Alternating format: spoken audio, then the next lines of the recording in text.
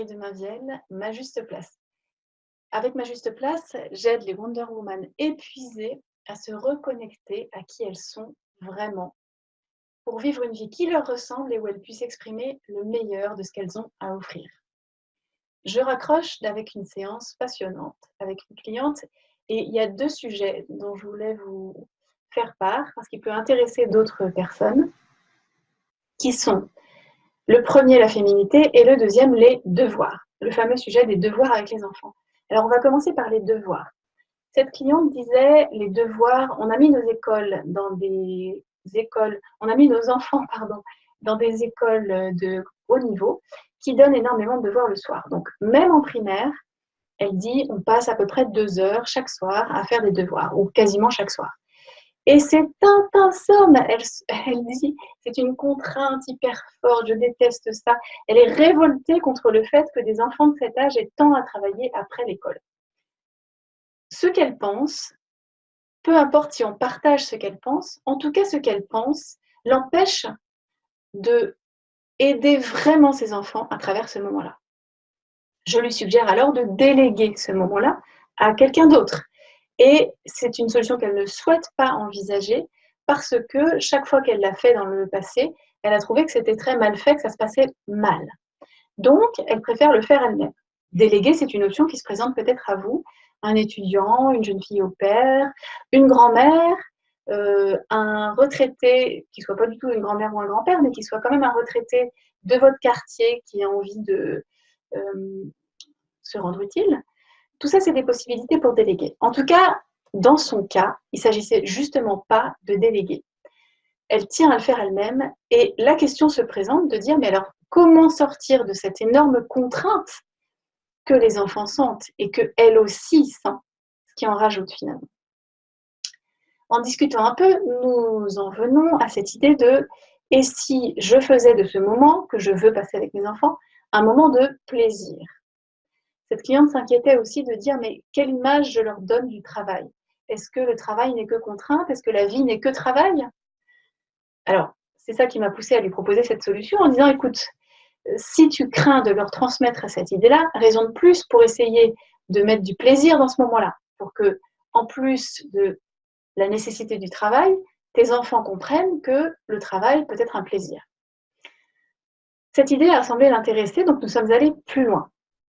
Elle m'a dit, je ne suis pas très créative, je n'ai pas beaucoup d'idées, donc je ne sais pas très bien comment m'y prendre pour remettre du plaisir dans cette phase-là. Alors, je vous dis ce que je lui ai dit, ce qui me paraît pouvoir être utile pour des tas d'autres gens. D'abord, je lui ai demandé de chercher dans son expérience, quels moments par le passé ont pu être des bons moments avec ses enfants, sur le plan des devoirs, évidemment. Alors, elle en a trouvé un récent où sa fille lui avait dit, tu sais, maman, ça m'a bien aidé le moment qu'on a passé ensemble. Je lui ai demandé, mais qu'est-ce qui s'est passé à ce moment-là? Qu'est-ce qui l'a aidé, ta fille? Est-ce que tu lui as demandé qu'est-ce qui t'a aidé, ma chérie? Et elle m'a dit, mais je sais très bien ce qui l'a aidé. C'est qu'elle avait une leçon, j'ai oublié, est-ce que c'est une leçon d'histoire ou d'autres choses à apprendre? Elle était en CM2, sa fille. Et que cette cliente s'est assise à côté d'elle et lui a découpé des petits bristoles, lui a apporté des gommettes de couleur ou des feutres de couleur pour qu'elle puisse faire des fiches codées avec des couleurs, etc. Et sa fille a énormément apprécié. Donc, la cliente n'a pas aidé sa fille à apprendre la leçon. Elle a simplement apporté son aide plutôt d'un soutien moral, on va dire. En tout cas, en l'encourageant avec ses petites pastilles de couleurs, etc. Et en apportant du plaisir. Parce que c'est quand même plaisant pour cette grande fille de mettre des couleurs dans ses leçons en se disant « j'apprendrai plus vite ». C'est ce qu'elle a dit à sa maman. Elle a dit « grâce aux pastilles de couleurs, aux gommettes et aux feutres, etc. j'ai appris ma leçon beaucoup plus vite que d'habitude ». Ça, c'est une première chose. Mais on peut aussi aller plus loin en disant « est-ce qu'aujourd'hui, est-ce que d'abord, vous souhaitez que chaque enfant fasse ses devoirs séparément les uns des autres, parce qu'ils ont du mal à se concentrer? Est-ce qu'au contraire, comme cette cliente, c'est plus sympa si ça se passe tout le monde ensemble dans la même pièce au même moment? C'était le cas de ma cliente. Et alors, pour aller dans son sens, je lui ai dit comment rendre ce moment sympa, d'abord en ne faisant pas autre chose pendant ce moment-là, en ne préparant pas le dîner. Et puis, tu peux proposer plein de choses à tes enfants. Tu peux leur dire, si aujourd'hui, au lieu de passer 2 heures à faire les devoirs, on passait 1 heure et quart, on essayait de se donner le challenge de finir les devoirs en 1 heure et quart, et que, si on y arrive, On garde les 3/4 d'heure restants pour s'amuser ensemble. On fait pas, je ne passerai pas mon temps à faire le dîner ni la lessive, ce sera un temps dédié à l'amusement ensemble. Ça, c'est une possibilité pour remettre du plaisir associé au travail. Une deuxième possibilité, c'est de dire aujourd'hui, on fait les devoirs dehors, par exemple, au vert, dans le jardin s'il y a un jardin, sur le balcon, où on se déplace. Si c'est l'été, on sort, on va au parc, on fait un rond et on bosse ensemble dehors. Ou alors, aujourd'hui, je vais être Madame Couleur, pour repartir sur l'idée des gommettes. C'est-à-dire que vous faites vos devoirs tout seul, et moi, je viens justement mettre de la couleur là-dedans. La couleur, ça peut être par différents moyens. Je ne sais pas. Après, effectivement, il y a à être créative. Et si vous n'êtes pas créative vous-même, vous pouvez très bien vous reposer sur vos enfants pour ça. Si vous dites à vos enfants, j'ai décidé que j'allais tout faire pour que le moment des devoirs soit un moment aussi de plaisir, vous allez voir qu'ils ont plein d'idées. Si vous faites un tour de table en disant pour toi, comment les moments de devoir pourraient être un moment de plaisir, vous allez avoir des tas de réponses.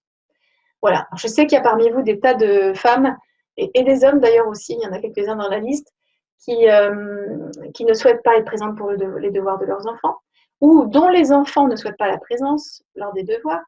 Mais je fais comme d'habitude, je me sers de petites choses qui se passent ou de grandes choses qui se passent pendant les entretiens avec mes clientes pour vous les redonner à vous en forme de questions.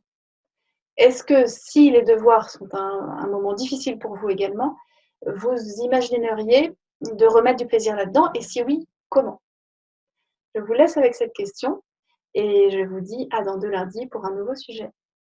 Pour en savoir un peu plus sur qui je suis et ce que je fais, je vous invite à venir faire un tour sur le site internet majusteplace.com.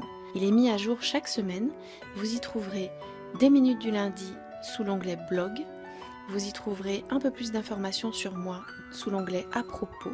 Et puis je vous invite à me demander une séance gratuite sous l'onglet séance offerte et à venir me retrouver sur ce fauteuil avec un bon café pour m'expliquer votre situation et voir comment je pourrais vous aider. À bientôt!